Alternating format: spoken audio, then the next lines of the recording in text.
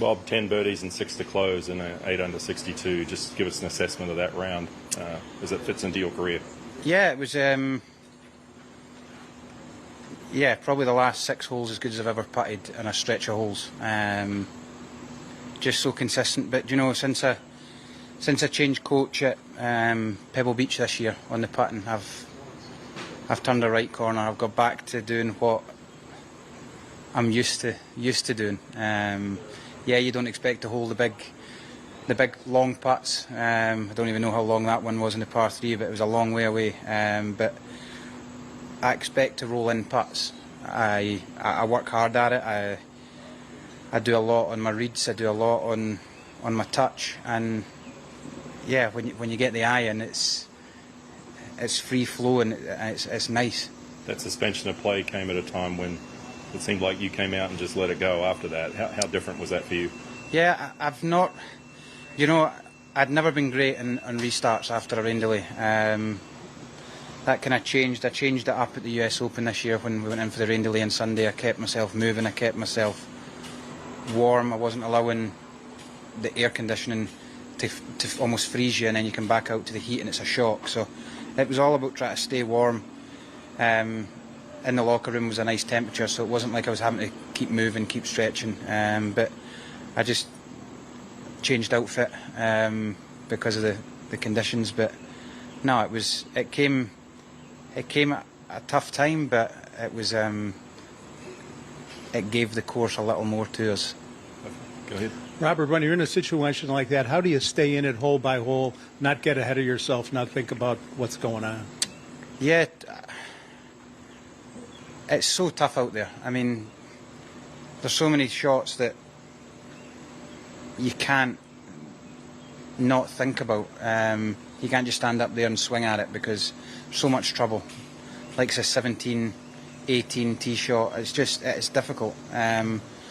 So for me, it was literally just tick off each shot, and it's something that the tougher the test for me, the better I can accept things. Like the tee shot on 12, terrible tee shot, but I know a bogey's not horrendous, and I can accept the bogey. It's on such a tough hole, so a bogey's not going to kill you. But the tougher the test for me, I stay switched on, and I feel like the way I play golf is better suited for the tougher tests, where you're rewarded for hitting a fairway, you're rewarded for hitting a green, and then take your chance with the putter. So, no, just happy with today's work.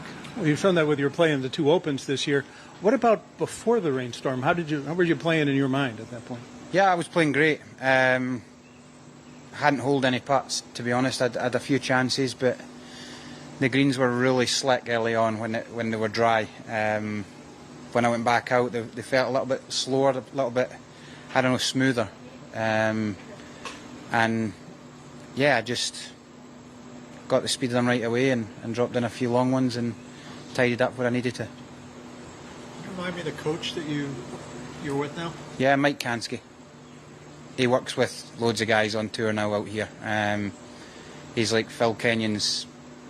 He was with Phil, and then he's got a lot of young guys like the Hoygaards.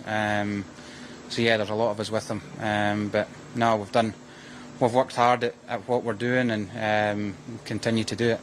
What's the most helpful thing he taught you? I don't know. It was just we went back to. I've been with different coaches on putting over my time, and I do the same stuff. It's just in a different way potentially. I've not changed what I've done on the putting since probably the PGA this year.